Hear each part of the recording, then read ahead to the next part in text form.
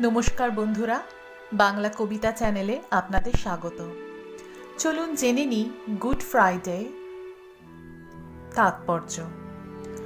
Good Friday বা শুভ শুক্রবার মূলত খ্রিস্টানদের দ্বারা পালিত একটি ধর্মীয় ছুটির দিন।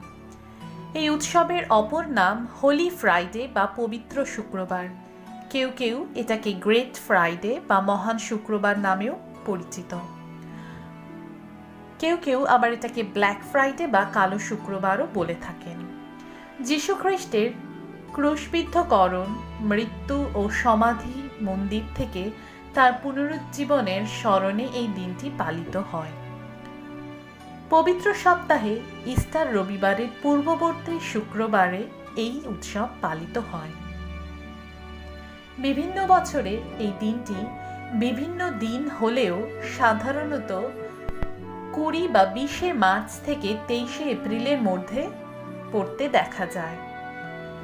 খ্রিস্টের ক্রুশবিদ্ধ হওয়ার দিনকে কেন গুড ফ্রাইডে বা শুভ শুক্রবার বলা হয়, এই নিয়ে কিছু প্রশ্ন ওঠে।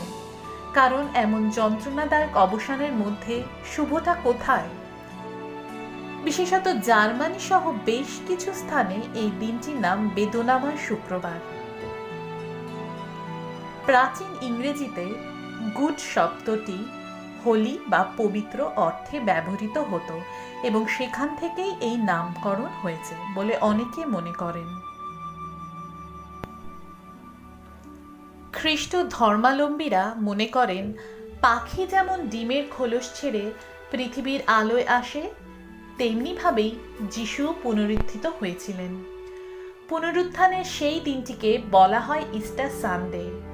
আর ইস্টার সানডের অন্যতম অংশ ইস্টার এগ। ডিম হলো পূর্ণজন্মের প্রতীক। ইস্টারের জন্য ডিমের রং যে লাল করা হয় সেটা খ্রিস্টের রক্তের রূপক হিসাবে। রাশিয়াতে সমাধির উপর রাখা হতো রক্তবর্ণ ইস্টার এগ, যা আসলে পুনরুত্থানের প্রতীক।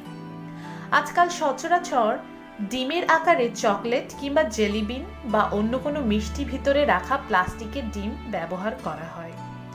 যদি আরও তথ্য জানতে চান তবে অবশ্যই সাবস্ক্রাইব করুন বাংলা কবিতা।